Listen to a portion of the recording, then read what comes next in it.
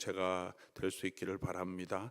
우리 빌립보서 2장 1절에서 11절까지 말씀 제가 받들어 읽겠습니다. 그러므로 그리스도 안에 무슨 권면이나 사랑의 무슨 위로나 성령의 무슨 교제나 긍휼이나 자비가 있거든 마음을 같이하여 같은 사랑을 가지고 뜻을 합하여 한 마음을 품어 아무 일에든지 다툼이나 허용으로 하지 말고 오직 겸손한 마음으로 각각 자기보다 남을 낫게 여기고 각각 자기 일을 돌아볼 뿐더러 또한 각각 다른 사람들의 일을 돌보아 나의 기쁨을 충만하게 하라. 너희 안에 이 마음을 품으라. 곧 그리스도 예수의 마음이니 그는 근본 하나님의 본체시나 하나님과 동등됨을 취할 것으로 여기지 아니하시고 오히려 자기를 비워 종의 형체를 가지사 사람들과 같이 되셨고 사람의 모양으로 나타나사 자기를 낮추시고 죽기까지 복종하셨으니 곧 십자가에 죽으심이라. 이러므로 하나님이 그를 지극히 높여 모든 이름 위에 뛰어난 이름을 주사 하늘에 있는 자들과 땅에 있는 자들과 땅 아래에 있는 자들로 모든 무릎을 예수의 이름에 꿇게 하시고 모든 입으로 예수 그리스도를 주라 시인하여 하나님 아버지께 영광을 돌리게 하셨느니라. 아멘. 이완희 목사님 나오셔서 말씀 증거해 주시겠습니다.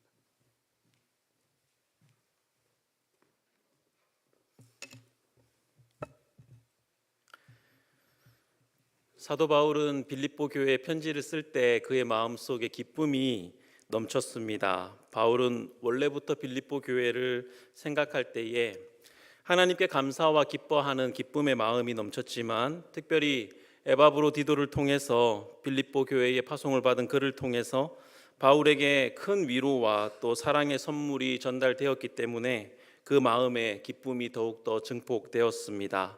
이것은 꼭 바울이 선물을 받아서 그런 것은 아니라 빌립보 교회가 바울을 항시 기억하고 있으며 또 복음 사역을 위한 선한 일에 동참하는 그들의 믿음이 귀하고 그 마음에 기쁘고 귀했기 때문에 그렇습니다. 바울은 또한 이 기쁨이 자기만의 것이 아니라 복음 사역에 함께 동참하고 수고하는 빌립보 교회에도 동일하게 가져야 할 기쁨인 것을 이 서신을 통해서 여러 차례 말하고 있습니다. 2장 18절에 보면 이와 같이 나와 함께 기뻐하라. 3장 1절에도 종말로 나의 형제들아 주 안에서 기뻐하라. 세상적으로가 아니라 주님 안에서 주님을 믿는 가운데 주님이 인정하시는 범위 안에서 주님께서 주시는 능력으로 기뻐하라 이렇게 권면합니다. 4장 4절에도 바울은 주 안에서 항상 기뻐하라. 내가 다시 말하노니 기뻐하라 이렇게 권면하고 있습니다. 요한 3서 4절에 보면 너희가 진리 안에서 행한다 함을 듣는 것보다 더 큰 즐거움이 없다 이런 말씀이 있습니다. 사도 바울은 바로 이런 마음을 가지고 빌립보 교회를 향하여서 기쁨을 표현하고 있는 것입니다. 이렇게 사도의 기쁨이었던 빌립보 교회는 참으로 모범적인 교회 중에 하나였습니다. 우리가 잘 알듯이 고린도 교회처럼 수많은 문제를 가지고 바울의 근심이 되었던 교회와는 조금 달랐습니다. 하지만 이런 빌립보 교회도 문제가 전혀 없는 것은 아니었는데요. 그 부분을 살짝 엿볼 수 있는 부분이 오늘 본문에 있습니다. 하나됨의 문제였습니다. 이것은 뒤로 가서 4장에서도 보면 우리가 잘 아는 이름 유오디아와 순두계라고 이렇게 불려지는 그 두 여인의 이름을 통해서 그들을 향해서 주 안에서 한 마음을 품으라 하는 권면이 이어지는 것을 볼 수가 있는데요. 오늘 본문에 나타난 이 바울의 권면 속에서 선한 일을 함에 있어서 흔히 일어날 수 있는 인간적인 어떤 시기와 다툼의 문제가 그래서 하나 되지 못하는 그런 문제들이 빌립보 교회 안에도 좀 있었다는 것을 알 수가 있습니다. 그래서 사도 바울은 무엇보다 이 말씀을 통해서 먼저 마음을 같이하여 같은 사랑을 가지고 뜻을 합하여 한 마음을 품으라 이렇게 권면합니다. 1절을 보면 이렇게 말씀하고 있죠. 그러므로 그리스도 안에 무슨 권면이나 사랑의 무슨 위로나 성령의 무슨 교제나 긍휼이나 자비가 있거든. 무슨 이런 것들이 있거든 이라고 해서 이 말이 지금은 없는데 나중에 생기거든 이라는 뜻이 아닙니다. 실제로 교회라면 교회 안에서 역사하고 주어지는 확실하게 실제되어지는 그러한 은혜의 그런 나타나는 모습들이라는 것을 의미합니다. 그래서 빌립보 교회가 그리스도 안에서 1절에 나열한 이 그리스도 안에 무슨 겉면, 사랑의 위로, 성령의 교제, 긍휼, 자비 이런 것들이 현재 나타나고 있고 실제로 누리고 있다라는 것입니다. 여러분, 우리가 교회에 있죠. 여러분이 교회라면 주님께서 주시는 겉면과 사랑의 위로와 성령의 교제와 긍휼과 자비가 반드시 있습니다. 참된 교회라면 그것이 실제 있어서 능력 있게 경험되어지기 마련이죠. 여러분, 그렇습니까?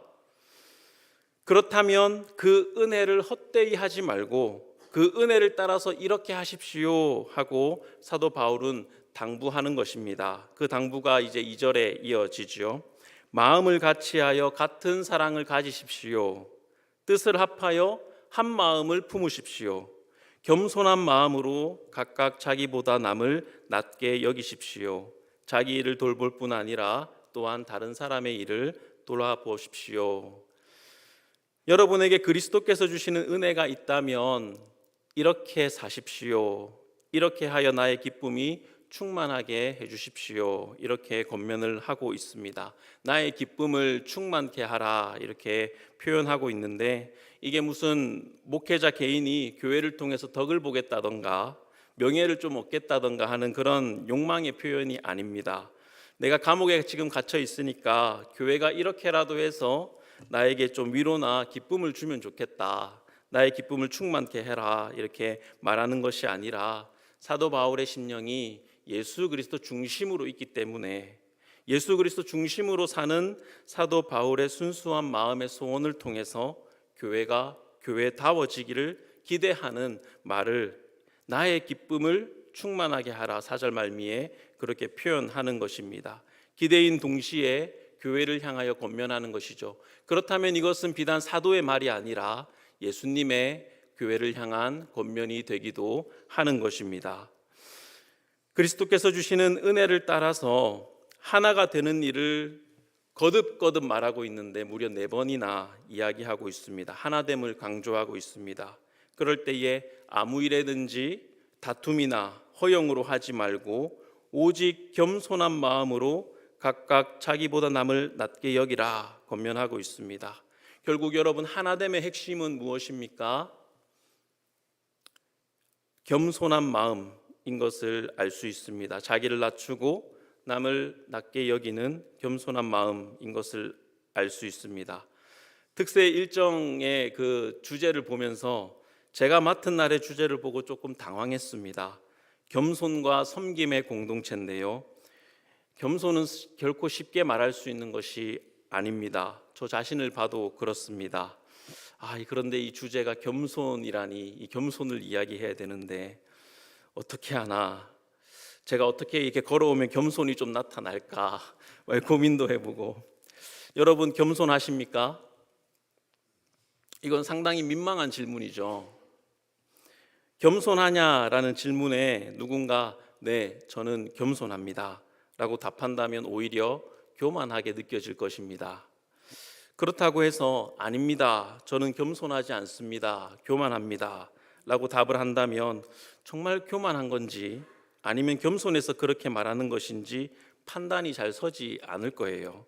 이처럼 겸손이라는 이 덕목은 참 어려운 것입니다. 표현하기도 어렵고 판단하기도 어렵죠. 생각하면 할수록 어렵습니다. 그런데 조나단 에드워즈는 그의 책 신앙감정론에서 진정한 그리스도인의 표지 12개 속에 인격적인 덕목을 딱 한 가지 넣어 두었습니다. 그것이 바로 참된 겸손입니다. 인격적인 덕목 딱 한 가지 넣어 두었는데 그것이 겸손입니다. 겸손을 신앙의 참된 표지다 이렇게 말했습니다. 즉 겸손은 그의 표현대로 말하면 그리스도인인가 그리스도인이 아닌가 하는 것을 판단하는 데 표지가 된다라는 것입니다. 그리스도의 은혜를 알았다면 겸손합니다. 아무리 대단한 신앙 고백을 하고 뜨겁게 교회를 섬기고 성경을 잘 가르친다 하더라도 겸손하지 않으면 그는 그리스도인이 아닙니다. 하나님께서 성도들에게 있는 것 가운데 특별히 관심을 가지고 보시는 것이 바로 겸손입니다. 이것이 없이는 아무것도 당신에게 합당하지 않다는 것을 성경 말씀을 통해서 엄청나게 많이 보여주셨습니다. 제가 몇 가지 읽어드리면 이렇습니다. 여호와는 마음이 상한 자에게 가까이 하시고 중심에 통회하는 자를 구원하시는도다. 하나님이 구하시는 제사는 상한 심령이라. 하나님이여 상하고 통회하는 마음을 주께서 멸시치 아니하시리이다. 여호와께서 높이 계셔도 낮은 자를 하감하시며 멀리서도 교만한 자를 아시나이다. 진실로 그는 거만한 자를 비웃으시며 겸손한 자에게 은혜를 베푸시나니. 사람아, 주께서 선한 것이 무엇임을 내게 보이셨나니 여호와께서 내게 구하시는 것이 오직 공의를 행하며 인자를 사랑하며 겸손히 내 하나님과 함께 행하는 것이 아니냐. 심령이 가난한 자는 복이 있나니 너희가 돌이켜 어린아이들과 같이 되지 아니하면 결탄코 천국에 들어가지 못하리라. 이 어린아이 같이 자기를 낮추는 그 이가 천국에서 큰 자니라. 하나님은 교만한 자를 대적하시되 겸손한 자들에게는 은혜를 주시느니라. 이 외에도 더 많은 성경 구절이 있는데 여기까지 읽겠습니다. 황금의 잎이라는 별명을 가진 위대한 설교자 크리스토스톰은 우리 신앙의 기초는 겸손이다라고 말했습니다.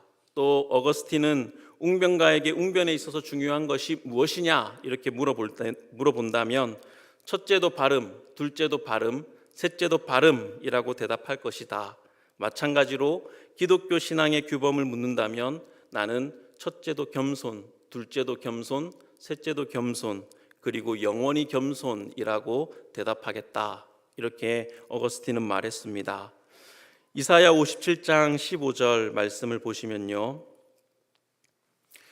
지극히 존귀하며 영원히 거하시며 거룩하다 이름하는 이가 이와 같이 말씀하시되 내가 높고 거룩한 곳에 있으며 또한 통회하고 마음이 겸손한 자와 함께 있나니 이는 겸손한 자의 영을 소생시키며 통회하는 자의 마음을 소생시키려 함이라. 아멘. 우리는 이 말씀 앞에서 놀라야 합니다. 이 말씀이 실제로 무슨 뜻인지 안다면요, 우리에게는 겸손에 대한 갈망과 통회하는 심령에 대한 애착이 저절로 생겨날 것입니다. 여러분, 사람은 끼리끼리 만납니다. 대화가 되고 또 급이 맞는 사람들하고 그룹을 짓기를 좋아하죠. 심지어 운동을 할 때도 그렇습니다. 탁구나 테니스 같이 주거니 받거니 이렇게 랠리를 해야 하는, 그런 합을 맞춰야 하는 운동을 할 때도 상급자가 나를 상대해주면 잘 받아주니까 신이 나죠. 하지만 나보다 못한 하수하고 하면 내가 받아줘야 하니까 재미가 없습니다. 그렇게 별로 하려고 하지 않습니다. 그런데 여러분, 이사야서 57장 15장 말씀이 참으로 놀라운 이유는 무엇입니까? 지극히 존귀하며 영원히 거하시며 거룩하신 하나님이 누구와 함께 하신다라고 말씀합니까? 엇비슷하게 거룩하고 존귀한 자와 함께 하는 것이 아니라 낮은 자, 즉 통회하고 마음이 겸손한 자와 함께 하시면서 그 사람의 영과 마음을 소생시키신다라고 말씀하고 있습니다. 2019년에 투자의 기재 워렌 버핏과 점심 한 끼 하는 그 티켓이 456만 7,888달러에 낙찰되었다고 합니다. 이 땅에서 참 높은 사람이죠. 이 땅의 가치로 볼 때요, 우리가 이 사람과 점심을 같이 할 수는 없어도 우리에게 겸손하고 통회하는 마음이 있다면 지극히 존귀하며 영원히 거하시며 거룩하신 하나님께서 우리와 함께 하십니다. 우리 하나님은 마음이 겸손한 자와 함께 계십니다. 교만하고 고귀하고 이 땅에서 존귀하다 일컬어지는 사람들, 황제나 최고 정치가나 최고 재벌과 함께 계시는 것이 아니라 통회하는 사람, 마음이 겸손한 사람, 이 땅에서 지극히 낮은 사람과 함께 거하시겠다 말씀하십니다. 정말로 놀라운 말씀이 아닐 수 없죠. 겸손은 이토록 중요한 것입니다. 그런데 남포교회 원로이신 박영선 목사님은 인간은 겸손하지 않고 겸손을 떨 뿐이다. 겸손을 떨 뿐이다. 이렇게 말씀하셨습니다. 스스로는 절대로 겸손할 수 없다고 말씀하십니다. 수십 년을 살아보고 아무것도 아닌 자신을 비로소 발견할 때 하나님께서 찾아오시고 주시는 은혜를 통해서 비로소 겸손을 조금 경험하고 배운다. 이렇게 말씀하셨습니다.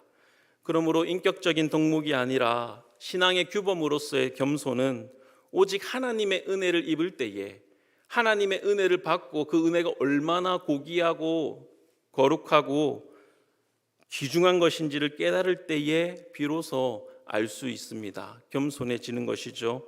낮고 비천한 나에게 찾아오셔서 말할 수 없는 은혜를 베풀어 주신 그 은혜 앞에 내가 있을 때 비로소 우리는 우리 속에 겸손이 조금 자라는 것입니다. 정말로 겸손한 사람은 자기가 겸손하지 못하다고 느낄 것입니다. 어쩌면 평생 자기가 교만하다고 느낄 것입니다. 그것은 비교하는 대상이 옆에 있는 사람이 아니라 비교하는 대상이 우리 주님이시기 때문에 그렇습니다. 주님은 하나님이신데 하나님께서 이 땅에 인간의 몸을 입고 오셔서 무명의 몫으로 사셔야 했고 사람들에게 잡혀서 모진 욕과 고난을 당하시고 십자가에서 죽으셨습니다. 겸손한 사람은 그 주님을 생각하죠. 그리스도인의 겸손을 말하면서 사도 바울은 5절로 11절까지 바로 이 예수 그리스도의 낮아지심을 기억하라 이렇게 권면하고 있습니다. 5절부터 볼까요? 너희 안에 이 마음을 품으라 곧 그리스도 예수의 마음이니 6절 그는 근본 하나님의 본체시나 예수님은 영원히 하나님이셨으나 하나님과의 동등됨을 버리시고 자기를 비우셨습니다. 천상의 영광을 포기하시고 절대적이고 독립적인 위치를 포기하시고 신적인 대권을 버리셨습니다. 종의 형체를 가지셨다. 여기 형체라는 단어는 원어적인 의미로 본질이라는 것입니다.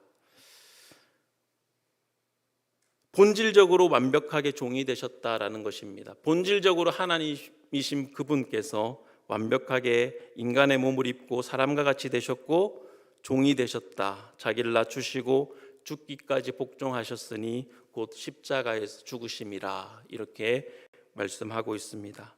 그런 예수님께서 나는 마음이 온유하고 겸손하니 나의 멍에를 메고 배우라 이렇게 말씀하셨기 때문에 그 은혜를 받아서 겸손한 사람은 주님과 같은 그 겸손을 갈망합니다.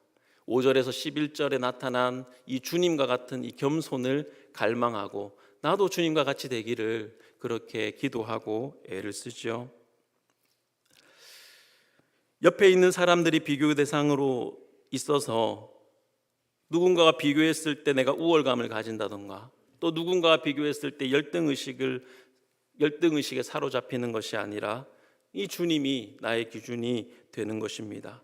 부당한 대우를 받고 무시를 당할 때에도 주님을 생각하며 참을 수 있는 것은 주님의 겸손을 담고자 하기 때문에 그렇습니다.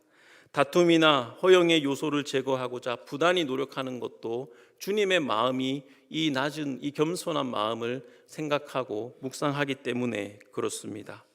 그런 사람은 자기의 무가치함을 더 많이 들여다보게 됩니다. 노력해서 그렇게 되는 것이 아니라 아브라함과 같이 티끌이나 재와 같다고 나는 그렇다고 스스로 고백하게 되는 것입니다. 욥처럼 하나님을 보고서 티끌과 죄를 뒤집어 쓰고 내가 회개합니다 라고 나아가는 것처럼 회개하며 나아갑니다. 티끌과 죄를 뒤집어 쓴다는 것은 티끌과 죄와 자신을 동일시하는 행위죠. 그런 사람을 하나님께서 기뻐하시고 함께하시고 높이십니다. 하나님의 사람이었던 위대한 부흥사 드와이트 무디가 보스턴에서 집회를 할 때였습니다. 무디의 방문은 그 지역의 큰 이슈가 되었습니다. 그래서 지역 신문에 그에 대한 기사가 났는데요. 그에 대한 거짓 기사와 비난하는 기사가 실렸다고 합니다. 그것을 본 무디는 이렇게 이야기를 했다고 합니다. 참 다행입니다. 이 기자가 나를 정말로 알았더라면 얼마나 더 험하게 비난했을까요? 이렇게 이야기를 했다고 합니다. 그런데 이렇게 겸손한 무디도 원래는 그렇지 못한 성마른 사람이었음을 고백한 적이 있습니다.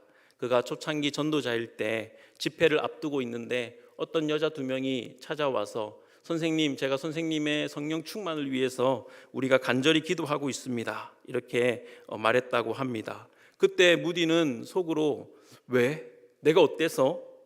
내가 지금 성령 충만하지 않단 말인가?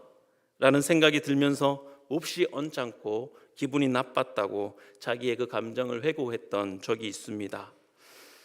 사람들의 말과 반응에 휘둘리는 것, 칭찬과 갈채와 인정의 마음이 부풀어 오르는 것과 반대로 사람들의 비난과 모함에 내 마음이 낙심이 되고 좌절되는 것은 연약한 인간의 본성적인 반응입니다. 그러나 우리가 신앙생활을 하면서 거듭되는 하나님의 은혜를 경험하고 점점 더 하나님을 알아가면 사람에게 휘둘리는 본성에 반응하지 않고 하나님 앞에서 비로소 조금씩 겸손해지는 법을 배웁니다. 그것이 참된 성장이고 성숙일 것입니다. 참된 겸손은 하나님의 은혜가 부어짐을 통해서 되어지는 일이지 사람이 수련하고 연마하고 그래야 한다라는, 겸손해야 한다라는 당위성을 가지고 노력해서 되어지지 않습니다. 우리가 얼마나 많이 해봤습니까? 우리가 수많이 노력을 해도 그렇게 되지 않더라는 것, 그때 그 순간뿐이라는 것, 그것을 우리는 잘 알고 있습니다. 하지만 놀라운 하나님의 은혜를 경험하면, 나같이 낮고 비천한 자에게 부어주시는 하나님의 사랑과 은혜를 체험할 때면 우리는 한없이 겸손해지죠. 그 높으신 하나님께서 우리를 하감하고 계신다, 우리를 지켜주고 계시고 보고 계신다, 함께 하신다라는 그 마음에 겸손할 수밖에 없는 마음으로 두 손 들고 하나님께 나아갈 때가 있습니다. 그러므로 우리 모두는 하나님의 은혜가 필요합니다. 우리가 겸손하여서 다툼이나 허영으로 하지 않고 한 마음을 품고 함께 교회를 세워가는 일은 우리의 노력이나 우리의 애씀이 아니라 하나님의 은혜가 우리 심령에 부어질 때에 우리의 심령의 변화를 통해서 시작이 되는 줄로 믿습니다. 지극히 존귀하고 영원하시며 거룩하신 하나님을 더 깊이 알아가고, 그러할 때에 거룩하신 하나님 앞에서 우리의 참된 모습을 보면서 겸손히 낮아지며 각기 서로를 낮게 여기고 함께 마음을 모아서 교회를 세워가는 은혜를 부어주실 줄로 믿습니다. 우리는 살아가면서 자신과 나와 나의 삶이 만족스럽지 않아서 낙심되고 절망스러운 마음이 들 때가 종종 있습니다. 그렇지 않습니까? 그런데 이런 낙심되는 마음, 이 절망스러운 마음은 통회하는 마음이나 겸손한 마음, 회개하는 마음은 아닙니다. 하지만 그런 절망적인 상태에 있을 때에 오히려 그 때를 하나님의 은혜를 받는 기회로 삼고자 하나님께 나가셔야 합니다. 그렇게 나가서 엎드리고 하나님께 나의 그 낮은 마음, 나의 그 애통한 마음, 낙심되고 절망적인 그 마음을 토로하고 불쌍히 여겨달라고 하나님 앞에 은혜를 구하면 하나님 찾아와서 오셔서 은혜 주시고, 그 은혜 앞에 우리는 기쁨과 자유를 누리며 겸손을 배우게 되는 것입니다. 그럴 때 부어주시는 은혜와 사랑 앞에서 우리의 겸손이 조금씩 그 겸손이 자랍니다. 절망스러운 자에게 주어지는 호의, 자격 없는 자에게 부어주시는 그 은혜를 받으면 크고 거룩하신 하나님과 한없이 초라한, 하지만 그런 나와 함께 하시는 하나님을 보면서 우리의 심령이 참으로 겸손하게 변화되고 통회하는 마음으로 변화를 받습니다. 그래서 여러분, 참된 은혜가 없으면 겸손도 생기지 않습니다. 그러므로 우리는 이 은혜를, 하나님께서 주시는 은혜를 구하지 않을 수 없죠. 우리는 은혜가 필요한 존재들입니다. 참된 겸손은 그 사람이 그런 참된 은혜를 많이 받았다 하는 것을 보여주는 증거가 되는 것입니다. 2024년 새해를 함께 시작하는 성도 여러분, 우리는 새해에도 함께 교회를 세워갈 것입니다. 우리는 실력과 능력으로 섬기지 않습니다. 실력과 능력으로 섬기려고 한다면 우리에게는 다툼과 허영만이 남을 것입니다. 우리는 주님으로부터 유오디아야, 순두계야, 이 두 권사야, 권사님이라고 표현 많이 하지 않습니까? 목사님들 설교에 여자의 이름이라서 주 안에서 한 마음을 품어라, 이런 권면을 듣게 될 것입니다. 우리는 겸손으로 공동체를 섬기는 것입니다. 여러분, 섬김이라는 단어 자체가 낮아지지 않고서는 성립될 수 없는 단어이지 않습니까? 참된 겸손만이 공동체를 세우는 힘이 될 것입니다. 참된 겸손만으로도 힘이 있을 것입니다. 하나님과 동등하신 높으신 그리스도께서 자기를 비워 종의 형체를 입어 낮아지심으로 우리를 섬기셨습니다. 그 주님께서 지금도 우리를 섬기고 계십니다. 주님께서 우리의 기준이 될 수 있기를 바랍니다. 오늘 우리가 살펴보는 이 기쁨의 서신 빌립보서, 어떻게 하면 교회에 기쁨이 충만할까? 어떻게 하면 좋겠습니까? 어떻게 하면 우리의 신앙생활이 즐거울 수 있겠습니까? 이 질문을 던지면서 답을 구하는 자들에게 바울이 주는 교훈과 권면은 1절에서 4절입니다.